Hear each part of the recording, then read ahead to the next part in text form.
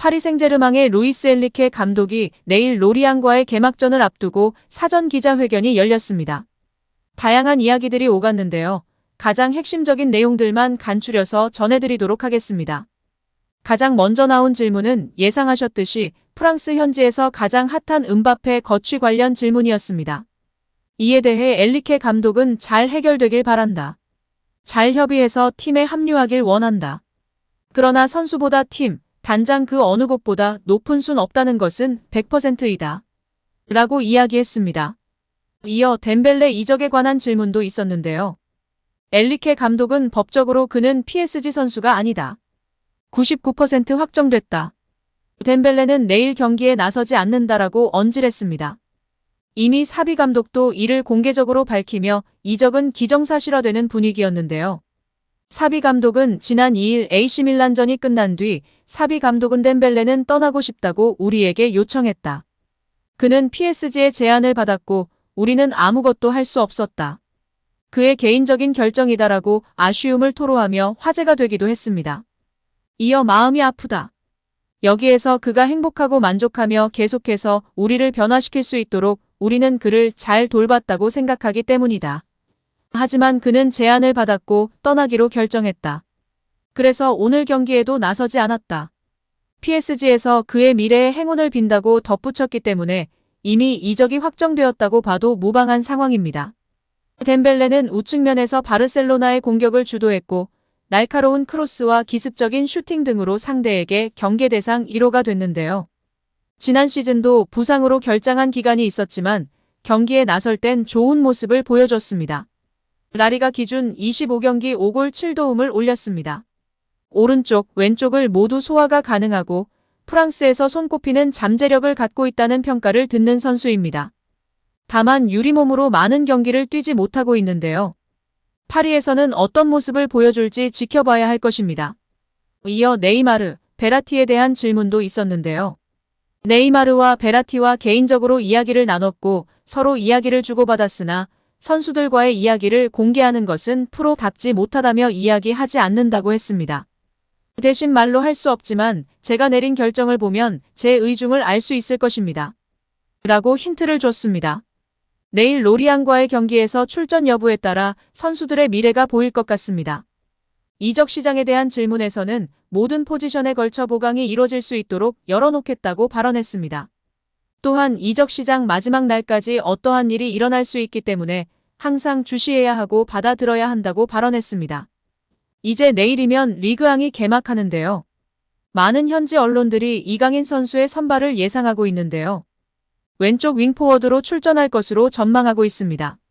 국내 전문가들도 파리 생제르맹은 루이스 엔리케가 지난 월드컵 때 스페인 대표팀에서 사용하던 변형 3백을 들고 나올 것으로 예상하고 있습니다.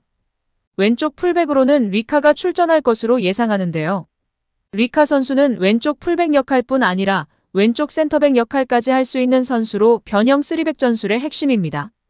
리카 선수가 변형 3백으로 센터백 역할을 하면 오른쪽에 하키미가 높은 위치까지 올라가며 공격을 지원하는 모습을 보일 것으로 예상받고 있습니다. 그리고 중앙의 양 미드필더들은 양쪽 하프 스페이스 공간을 공략할 수 있도록 전천후 미드필더 역할을 수행할 것으로 보이는데요. 여기에 게임 메이킹을 해주는 선수인 네이마르와 베라티마저 출전을 예측할 수 없다 보니 패스를 뿌려주는 그림이 전혀 나오지 않을 수 있습니다. 따라서 이강인 선수의 출전이 무조건 필요한 상황이고 현지 언론에서도 출전을 예상하고 있는 상황입니다. 이제 왼쪽에 이강인, 중앙에 하무스, 오른쪽에 아센시오가 많이 움직이고 스위칭하면서 골을 노릴 것으로 예상되는데요. 하무스 선수는 타켓맨 역할도 할 수 있으나 많이 뛰면서 활동 반경이 무척이나 큰 선수입니다. 완전한 정통 9번이 아니라는 것이죠. 그래서 좌우 선수들에게 공간을 만들어줄 것이고 이강인 선수의 골이나 어시스트 등 더 많은 공격 포인트를 기대할 수 있을 것 같습니다. 한편 프랑스 현지에서도 이강인 선수의 군 문제에 대해 이야기하고 있습니다. 일단 엔리케 감독은 지난 인터뷰에서 이강인 선수의 차출 문제에 대해서는 들은 바 없다고 선을 그었는데요. 이제 동아시아 투어가 끝나고 파리에 복귀하였으니 구단 관계자들에게 이강인 차출 문제를 심도 있게 상의할 것으로 보입니다. 파리 생제르맹은 현재 음바페 처분 문제로 매우 골머리를 앓고 있는 상황이기 때문에 이강인 선수의 아시안게임 차출 문제는 아시아 투어가 끝난 후 상회할 것으로 예상되었고, 이제 구단과의 논의 후에 곧 공식 발표가 있지 않을까 싶습니다. 일단 차출은 긍정적인 방향으로 진행될 것 같은데, 조별 예선 마지막 경기부터 차출이 될 것이냐, 아니면 토트넘먼트부터 차출이 될 것이냐가 초미의 관심인 상황입니다.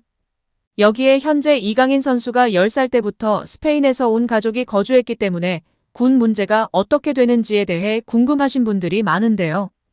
이에 대해 정리해보는 시간을 가질까 합니다.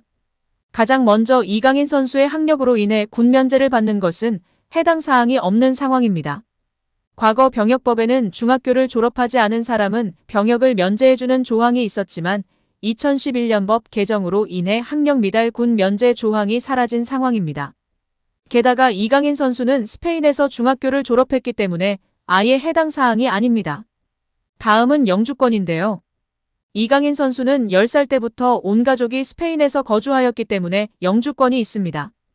이로 인해 37세까지 연기가 가능하나 영주권이 있는 자는 국내에 180일 이상 체류하거나 국내 취업 활동이 불가하기 때문에 차후 K리그에서 뛸 수 없을 것으로 사료되고 있습니다. 많은 분들이 어린 시절부터 스페인에서 거주하였기 때문에 이강인 선수가 군면제 대상자가 아닌가 하는 이야기를 하는 분들이 계신데요. 이강인 선수는 영주권을 가지고 있어서 앞서 말한 대로 37세까지 군대를 연기할 수 있고요. 스페인 국적 등 이중 국적을 취득하지 않았기 때문에 대한민국 국적만 가지고 있는 것으로 알려져 있습니다. 따라서 37세까지 군 입대 연기는 가능하나 면제 대상자는 아닙니다. 대한민국 남성으로서 군 입대 대상자에 포함되는 상황입니다.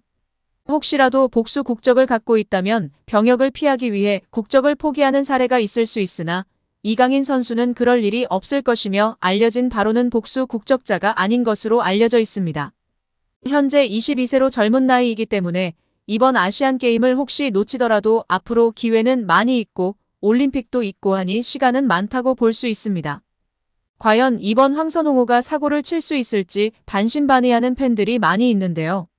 그래도 우리나라를 대표해서 중요한 대회에 참가하니 우리 선수들 부상당하지 않고 후회하지 않고 최선을 다하길 진심으로 바라고 응원하겠습니다. 이강인 선수도 차출이 된다며 클래스를 보여주며 멋진 활약을 기대하도록 하겠습니다. 무엇보다도 부상을 당하지 않도록 조심해야 할 것 같습니다. 다치지 않고 좋은 결과를 기대해봅니다. 오늘도 시청해주셔서 감사합니다. 늘 건강하시고 더 좋은 영상으로 찾아뵙겠습니다. 구독과 좋아요도 잊지 마시고 부탁드립니다. 감사합니다.